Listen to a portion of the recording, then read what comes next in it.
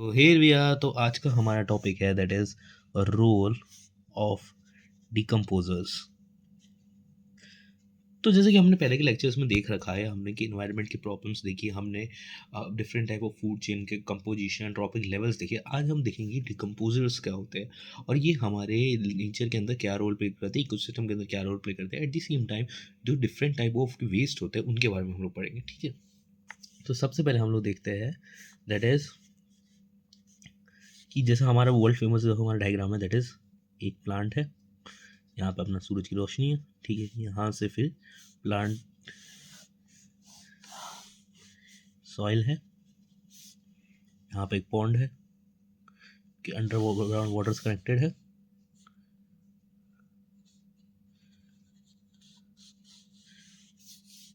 यहाँ पर प्लांट के ऊपर जो फीड करेगा दैट इज गोट। गोट के ऊपर फीड करेगा हाइना, एंड हाइना के ऊपर लायन। अब जो ये इकोसिस्टम है इसके अंदर अगर आप देखोगे तो जो प्लांट है वो प्रोड्यूसर है, प्रोड्यूसर के ऊपर फीड करेगा गोट, गोट के ऊपर फीड करेगा हाइना, हाइना के ऊपर लायन फीड करेगा। अच्छा, ये जो यहाँ से अगर जो हम देख सकते हैं कि प्लांट के पास रूट्स है और उससे वो क्या लेता है, वाटर लेता है और उसके साथ मिनरल्स लेता है। अब ये जो वाटर और मिनरल्स जो जा रहे हैं, अब एक बात बताओ कि अगर प्लांट सारे वाटर मिनरल लेता रहेगा जमीन से तो एक ना एक टाइम बाद तो सॉइल के अंदर से वाटर मिनरल खत्म हो जाएंगे ना। तो ये वाटर मिनरल बार बार आते रहे धरती में और ये जो एक फ्लो है एनर्जी का ये तो चल रहा है, बट इसके साथ साथ जो कुछ कुछ एसेंशियल न्यूट्रिएंट्स वगैरह है, ये जो मिनरल्स है, ये वापस कैसे आएंगे? क्योंकि अगर सिर्फ ऐसा होते रहा कि प्लांट लेते रहा तब तो एक टाइम पीरियड बाद सॉइल के अंदर कोई न्यूट्रिएंट नहीं बचेगा। हाँ, इसमें काफ़ी अच्छा खासा टाइम लगेगा, बट एक टाइम पीरियड बाद तो सॉइल के अंदर कोई न्यूट्रिएंट नहीं बचेगा। इसलिए यहाँ पर एक जो रोल प्ले करते हैं दैट इज डिकम्पोजर्स। होता क्या है कि जैसे ये प्लांट के ऊपर फीड किया गोड ने, गोड के ऊपर फीड किया हाइना ने, और यहीं पे लायन ने फीड किया और लायन की हो गई डेथ। अगर लायन की डेथ हो गई या हाइना की डेथ हो गई या गोड की लगी या प्लांट की डेथ हो गई, अब इन सब केसेस के अंदर यहाँ पर आ जाते हैं डिकम्पोजर्स। डिकम्पोजर्स क्या करते हैं,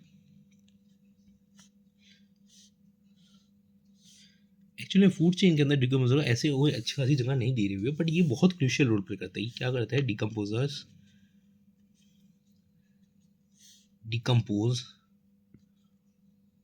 all dead and decaying matter.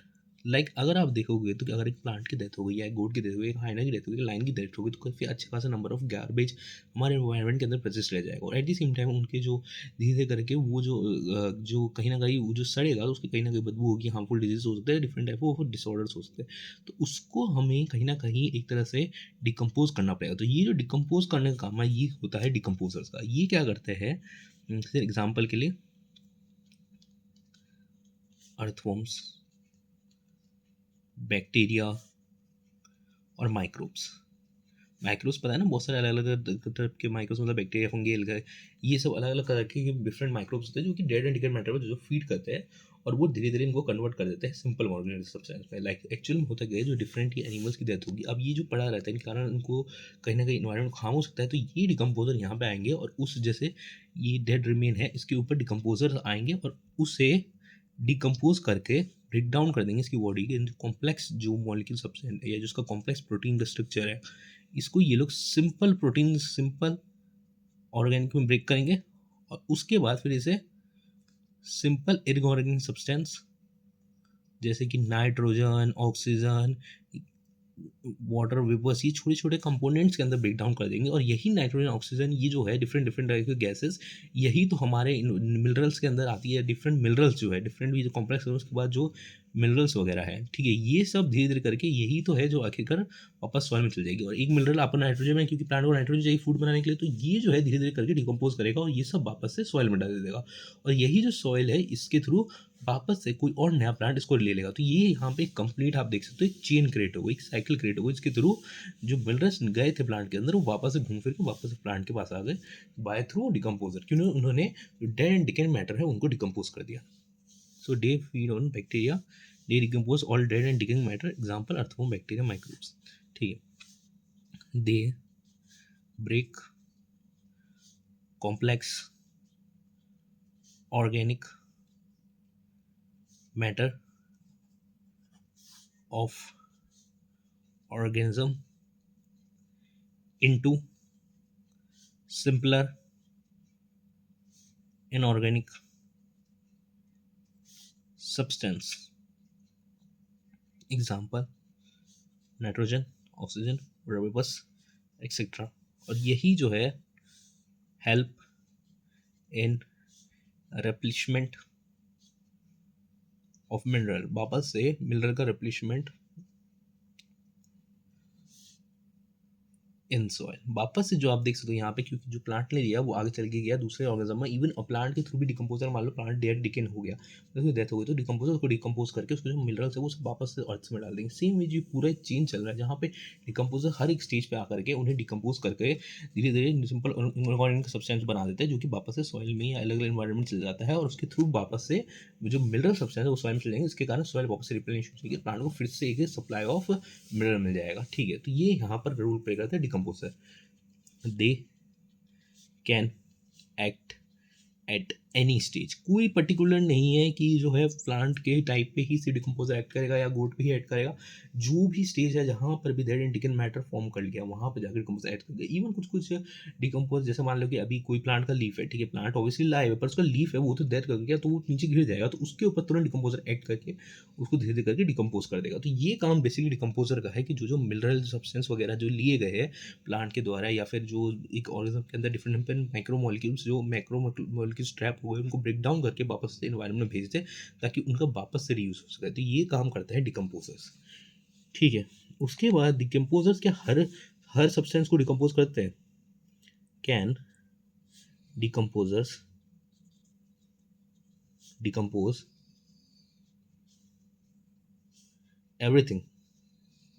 क्या डिकम्पोज सब कुछ डिकम्पोज कर सकते हैं? तो आंसर है नो, हर चीज़ नहीं कर सकते। क्यों नहीं कर सकते? क्योंकि अगर आप सोचो एक बार को, डिकम्पोजर अगर कोई ऐसे सब्सटेंस पैक कर रहा है जिसके अंदर कोई भी ऑर्गेनिक सब्सटेंस प्रेजेंट ही नहीं है, या उसके जो लाइक देखो होता क्या है, जब भी कोई डेड एंड डिकेड मैटर होता है उसके ऊपर डिकम्पोजर आएगा। यहाँ पे जैसे मान लो बैक्टीरिया आया, तो बैक्टीरिया अपने एंजाइम छोड़ेगा और ये एंजाइम्स को ब्रेक डाउन कर देंगे, और इससे फिर बैक्टीरिया अपना फूड वगैरह न्यूट्रिएंट ले लेगा, और कुछ वगैरह जो एक्सेस है वो सब इन्वायरमेंट में वापस चल जाएगा। तो ये जो काम है बेसिकली ब्रेक डाउन करने से वापस एनर्जी रिलीज होगी, डिफरेंट टाइप के न्यूट्रिएंट्स रिलीज होंगे, तो वो वापस से चले जाएंगे एनवायरमेंट के अंदर। पर अगर मान लो कि ये एंजाइम इस पे काम ही नहीं करे तब क्या होगा? तो यही एग्जांपल है जैसे कि प्लास्टिक, जैसे कि स्टील, जैसे कि केमिकल्स, एडेड पेपर्स, केमिकल, जैसे जो सादा पेपर है, मान लो जो नीचे से बकायदा एक हमने नॉर्मल पेपर बना लिया, बकायदा पहले पहले के टाइम पे वुड के जो वो पिल्प होते हैं जो ऊपर का जो तना होता था उसको तोड़ करके उससे यूज़ करके डिफरेंट डिफरेंट चीज़ें लिखी जाती थी और वो कर दे, तो वो ऑब्वियसली आराम से किया जा सकता है, उनको ऑब्वियसली प्रेजेंटेशन के लिए डिफरेंट डिफरेंट टेक्निक्स होती है। बट जो कागज़ बनता है तो काफ़ी सारी ऐसी घासें उनसे भी अलग बनाए जाते हैं पेपर्स वगैरह। पर अगर मान लो कि हमारे जो पेपर आते हैं घरों में उनके अंदर अच्छी खासी इंक यूज़ होती है, कुछ अमाउंट ऑफ यूज़ होता है, और जो बहुत महंगे वाले पेपर आएंगे तो आप उनको अगर लाइट में देखोगे तो वहाँ पे धीरे धीरे एक प्लास्टिक की शाइनी लेयर होगी, तो वो एक्चुअली में उस पेपर को एक ब्राइट कलर अपीयरेंस तो दे रही है, बट उसके साथ साथ उसको डिकम्पोज होने के लिए इनके कैपेबल नहीं बनाती, क्योंकि वो प्लास्टिक कंटेन करता है और प्लास्टिक सब्सटेंस कभी उसको डिकम्पोज नहीं होने देंगे। एट दी सेम टाइम क्योंकि इसके अंदर हार्मफुल केमिकल हार्मफुल सब्सटेंस है, आप उसको मान लो कि आप कहीं ना कहीं यूज़ करोगे तो आपको भी उन केमिकल्स वगैरह हो सकता है, उसलिए उसको सेफ बनाया जाता है, तो इतनी क्वान्टिटी में नहीं होता है, हम लोग यूज़ कर सकते हैं, ठीक है। बट हाँ, इन्वायरमेंट के लिए कहीं ना कहीं ये भी हार्मफुल होते हैं, ठीक है, जैसे कि it can only decompose biodegradable waste. अब यहाँ पे जो मैंने टर्म यूज़ किया है दैट इज बायोडिग्रेडेबल वेस्ट। अब इसको ज़रा अच्छे से समझते हैं, तो यहाँ पे पहले तो biodegradable, here non biodegradable, they can be decompose by microbes, या मैं कह सकता हूँ decomposers. They can't be decompose, इधर लिख लेते हैं इसको, डिकम्पोज बाय डिकम्पोजर्स। जैसे कि एग्जांपल के लिए would, pulp, vegetable and fruit remain. Example के लिए प्लास्टिक, एग्जाम्पल के लिए प्लास्टिक हो गया, और क्या हो गया, स्टील, ग्लास। ग्लास भी देखो एनवायरनमेंट के अंदर नेचुरली पाया नहीं जाता, ग्लास को भी बहुत हाई टेम्परेचर में आपको बिल्ड करना पड़ता है, तो वो भी एक तरीके का सब्सटेंस जिसको इजीली डिकम्पोज नहीं किया जा सकता, ऑलमोस्ट इम्पॉसिबल कह सकते हो उनको होता है डिकम्पोज करना, ठीक है, एक्सेट्रा। तो ये जो जो सब्सटेंस है जो डिकम्पोजर द्वारा डिकम्पोज हो जाता है उनको हम बायोडिग्रेडेबल कहते हैं, जो कि नहीं हो पाता उनको हम नॉन बायोडिग्रेडेबल कहते हैं। और यही एक्चुअल में डिकम्पोजर काम कर पाएंगे। डिकम्पोजर हर किसी पे एक्ट नहीं कर सकता, डिकम्पोजर उन्हीं सब्सटेंस पे एक्ट करेगा जिस पे उसके एंजाइम काम करेंगे। और डिकम्पोजर एंजाइम किस पे काम करते हैं, बायोडिग्रेडेबल पे, नॉन बायोडिग्रेडेबल पे नहीं करते। तो जो बायोडिग्रेडेबल है जैसे कि हमारा वुड पल्प हो गया, वेजिटेबल रिमेन हो गए, फ्रूट के रिमेन हो गए, जो भी हमारी सब्जियां पेड़ पौधों से जो जो चीज़ें मिलती हैं नेचर में जिसमें हमने एक्स्ट्रा एड ऑन केमिकल्स वगैरह नहीं किए, उनको हम लोग बायोडिग्रेडेबल कहते हैं। और जो कि नॉन बायोडिग्रेडेबल है, ठीक है, जैसे कि प्लास्टिक हो गया, स्टील हो गया, ग्लास हो गया, ये सब नॉन बायोडिग्रेडेबल है, तो ये डिग्रेड नहीं हो सकता कंपोजर द्वारा। लेकिन हमने ऐसे केमिकल ऐड किया जो कि इसकी सब्सटेन करने की कैपेबिलिटी को, इसकी लॉन्गेविटी को बहुत ज़्यादा बढ़ा देता है। और इसी कारण जब वो बहुत ज़्यादा लंबे समय तक रखा जा सकता है तो मतलब वो डिकम्पोज नहीं होगा, इसलिए इनको नॉन बायोडिग्रेडेबल काउंट किया जाता है। तो ये बेसिकली हमारे यहाँ पे हमने पढ़ा रोल ऑफ डिकम्पोजर। कोई भी मैटर जो नेचर के अंदर रहेगा और उसको हमको पता है कि कहीं ना कहीं वो हार्म कर, मतलब इवन मतलब मान लो कि डेड रिमेन पड़ा हुआ है, अगर मान लो वो हार्म भी नहीं करा बट धीरे धीरे वो करके ऐसे, तो बहुत सारे प्लांट पूरे अर्थ के ऊपर ऐसे ही रह जाएंगी चीज़ें वगैरह। तो इनको वापस से डिकम्पोज करके सिंपल सब्सटेंस में कन्वर्ट करना और उसके बाद उस मिनरल को वापस सॉइल में भेजने का काम जो है वो डिकम्पोजर्स का होता है।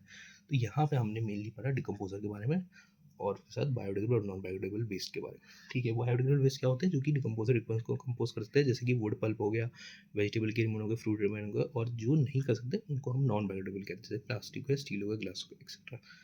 अब इसके अलावा हमारे जो किताब है उसके अंदर हमें एग्जांपल या एक स्टोरी कह लो दी जाती है कि पहले के टाइम पे क्या होता था कि जो टी के कप होते थे ना उनमें प्लास्टिक वाले कप यूज़ किए जाते थे, बाद में फिर उसको रिप्लेस किया गया प्लास्टिक के छोटे कप से, फिर उसको रिप्लेस किया पेपर कप से। फिर बीच में पर आप अगर ये बात देखोगे जो पेपर कप होते हैं ना उनके अंदर कहीं ना कहीं जो पेपर कप है, अब मान लो पेपर में ऐसे ही आप चाय डाल दोगे तब तो ये गिर जाएगा, इसलिए यहाँ पे पतली सी प्लास्टिक की लेयर होती है ताकि पेपर को सस्टेन कर सके। और इसके कारण क्या होता है कि इतने हाई टेम्परेचर पे कहीं ना कहीं वो सब्सटेंस चाय में आ सकता है। एट द सेम टाइम वो पेपर कप्स क्या बोलते हैं काफ़ी अच्छे खासे हमारे पेट की कटिंग वगैरह को भी रिलीज़ करते हैं, इसलिए फिर हमें सजेशन दिया कुल्हड़ के बारे में। पर कुल्हड़ भी मिट्टी के बने हुए कप्स होते हैं, बट कुल्हड़ में प्रॉब्लम है कि फर्टाइल सॉइल से बनते हैं, तो फर्टाइल सॉइल का भी बहुत काफ़ी सारा लॉस हो रहा है। इसलिए हम लोग ऑल्टरनेटिव के बारे में कहीं ना कहीं अप्रोच कर रहे हैं, जहाँ पे हम लोग ट्राई कर रहे हैं कि देखने का उन चीज़ों को, जैसे कि उन चीज़ों के बेसिकली बारे में जो कि आमतौर पे जो मतलब इनको रिप्लेस कर सके, मतलब वो पेपर की, बट वो आमतौर पे चाय वगैरह को होल्ड कर सके, एट द सेम टाइम वो एनवायरनमेंट को हार्म ना करे और बायोडिग्रेडेबल हो। तो इसलिए हम इस वीडियो में हम बस इतना ही पढ़ना था। हम मिलते हैं नेक्स्ट वीडियो, तब तक के लिए बाय।